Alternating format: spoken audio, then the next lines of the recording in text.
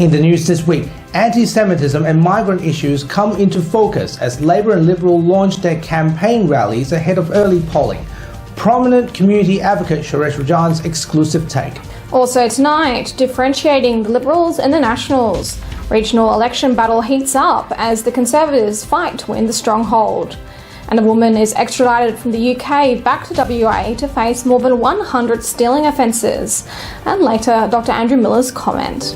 This is The Evening News with Ivan Loom and Maliva Thorne. Good evening. Anti-Semitism and migrant-related issues are missing from both Labour and Liberals' election pitch. That's the assessment of prominent community advocate Suresh Rajan as early voting begins. His assessment comes after two major parties launched their election rallies this morning in their first attempt to win over WA voters. Here's Mr. Rajan's exclusive take.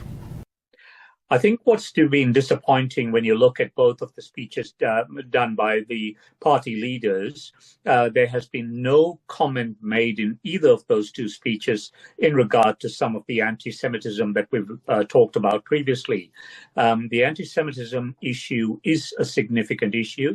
Yes, it doesn't impact on as many people as the cost of living does, but we should have seen some very strong commitment made by either one of the two parties to the the Crimes Act, which in Western Australia covers those issues of racism and racial vilification. I was responsible going back some years ago, working with Jeff Gallop to tighten up that legislation to make the penalties much, much stronger than they had been up to that point. I think it's time now to focus on trying to increase the penalties, make it much tougher, not to have to prove intention, but to show that an act of vilification that is anti-Semitic or that is anti any of the races that exist, then we should be able to capture it under that legislation. And we need to toughen up that. And we needed to have seen a commitment made by either of the two parties to saying that they're going to tighten up that area. Coming back to the speeches themselves, I think one of the issues that it was very clear that the focus of the two parties has been very much on what they've been putting out in the media up to this point. Roger Cook focused very much on the issues around the experience of his team, the rolling out of Metronet, and the fact that they've got all the experience in the world and that the other side didn't have the experience. So the focus was on that. And when you go through his entire speech, the whole process of achieving some cost of living relief is very much on the batteries and the renewable energy that will provide as well. So it was almost, it is very much the centerpiece of his entire policy. It was the batteries that were going to be rolled out into homes, and that was going to address both his green credentials as well as addressing the cost of living, the expectation that it will create a $1,500 saving for most people. It's very much pie in the sky at this stage, and we needed to see much more tangible things such as, reductions in the power charges, providing certain people, concessions so that they can get by. And we needed to also talk very, very significantly about rental and the price of housing at this stage, because that's an area that impacts on everyone, whether it's rental, whether it's building. That's an area that did not get even one mention in the speeches. You come to the Liberal Party speech, and Libby Metham's speech was again very light on detail, but they followed the pattern that had been already set out. We're going to attack the Aboriginal Heritage Act. We're going to address the issues around regions, and we are focusing very much on cost of living, but she did not indicate what it is that they were going to do to provide some cost of living relief. Disappointing on both sides, lacked vision on both sides, and lacked practical application and things that people will be looking for. I think that they're not going to get new voters coming into either side on the basis of the speeches that were made. I think there's a lot more work to be done to roll out some policy positions over the next 2 weeks that will give people some heart over what they're going to be voting for. Regional areas continue to be a key battleground between the Liberals and Nationals as they face off against each other in the upcoming state election. Moromi Beard has made a switch to the Liberals and is directly competing against her former boss, Opposition Leader and Nationals WA Leader Shane Love. So, what are her chances of success? Our reporter Paige Reid spoke with Ms Beard this weekend. So in terms of your announcement this morning, have you heard from the community up in the Midwest, and what has been their reaction to your announcement? Well, I've only just been on the road since the announcement, so I haven't heard too much, but I've heard a lot in the lead up to that. There's a massive shortage of grow housing, and a lot of our police and our nurses and our teachers and our doctors can't find places to live. So all of these services that we have in our region that should be there are not there, and part of the blockage is actually the lack of housing. Road safety and housing has been a big topic and a big cause of concern for your party over the last year, 2, 3, 4. What other concerns have you and your party got in terms of the Midwest? You're correct with the road safety, because a large portion of the accidents that we have in the region are on the regional roads, and I do 100,000 kilometres a year and I see everything. There's definitely a disparity between the metro and the regions. There's a lack of police on the roads as well, because there's a lack of police in the regions, and I think that makes a difference. But other issues that we have is power. In the Midwest, telecommunications, the phone reception that we get and the internet reception that we get is substandard, and it's less than what we had before. Water is an issue. We've got infrastructure deficits that are happening. So the regions are feeling really neglected and really left behind. And actually, when people come to Perth and they see a footbridge for over $100 million, yet they can't get a nurse in their local town, they actually question, rightly so, as to where the priorities are. Obviously, this election, you are competing for the seat with the head of the opposition, Shane Love. How are you feeling going into this election, and how confident are you? Yeah, I'm excited about it, and I'm a competitor by nature, so nothing really daunts me, and so I'm understanding that I'm doing it for the right reasons. I've got my constituency, I live it, I know it, I've been born and bred in the regions, and I actually entered this role purely to actually represent the people and to make a difference in the bush and the regions. And I think it wouldn't matter who my opponents are. I have the same never say never. What is the key difference between the Nationals and the Liberal Party? Because obviously you guys have kind of in a way teamed up as the opposition. What are the key differences between you and them?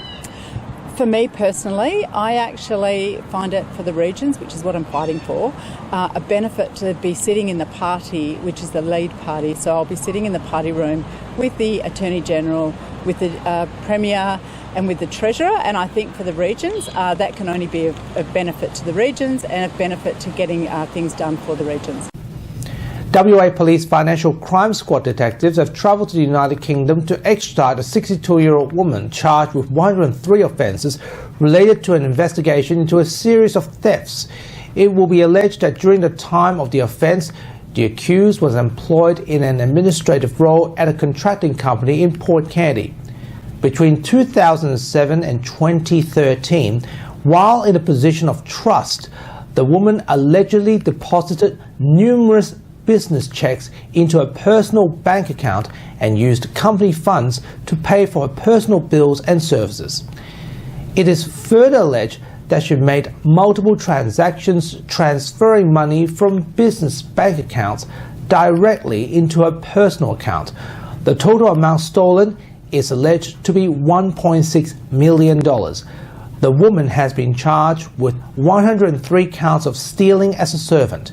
She appeared at the Perth Magistrates Court this weekend. WA Police have arrested a man after he pointed a laser at a number of commercial aircraft.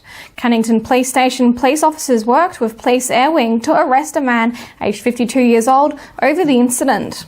The arrest took place earlier this week after several commercial pilots say there were laser lights pointed at them during a landing at Perth International Airport. The police helicopter was also struck with red laser lights into the cabin containing 3 officers, causing immediate disorientation and stress for 8 minutes. A Rivervale man was later arrested at a property with the alleged laser used against the pilots, and he appeared in court this week after several charges were laid against him. Australia's employment reached a record 14.63 million in January, with working age employment rate at 64.6% and participation rate at 67.3%, according to ABS data. Despite unemployment rising to 4.1%, 44,000 new jobs were added, bringing total job creation under the Albanese government to 1.1 million, including more than 700,000 full-time roles. Women's employment grew by 580,000, nearly two-thirds of full-time positions. Youth employment also rose, with 11,300 more young people securing jobs. Full-time workers saw wage rises 4.6% annually, adding $87 per week.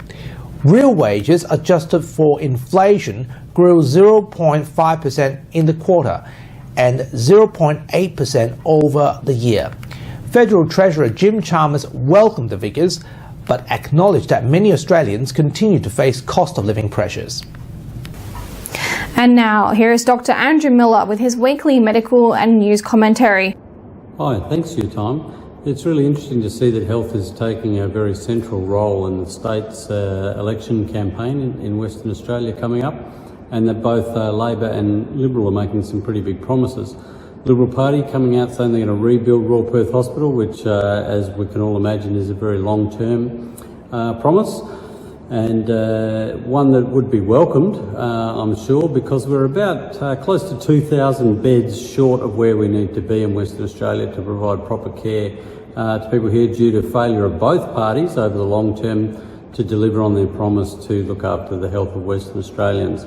It's been years and years of serial neglect by government that has let a hospital like Royal Perth run down to the degree that it is. But Royal Perth is around 700 beds at the moment, and so rebuilding that is not going to deliver the beds that we need tomorrow in order to bring us up to the same kind of bed ratio as the rest of the country and the one that we need to look after people. And of course, a bed's just a bed, it's just a place to put a patient. You also need the workforce to go with that. So the Liberals probably can't win the election, according to most pundits, so that means that they can afford to promise big, knowing that they might not, or they almost certainly won't have to deliver on that, but it does raise the bidding. Labor, they really haven't delivered on the things that they've promised. A lot of the things that they're re-promising seem to have been things that they promised before, and they're just dressing them up again, or it's funding already committed. So both parties need to get serious about putting the amount of money into health, the investment into the health of Western Australians that the public deserve. Thanks for your time. That was Dr. Andrew Miller's comment. And now here's what's coming up on 6 News tonight. Thanks guys. The top stories we're following on 6 News. Visits to a GP will become free for most under a major Medicare election promise announced by Labor today. 6 Israeli men have been released by Hamas today in what is the final group of living hostages set for release during the initial 6-week ceasefire.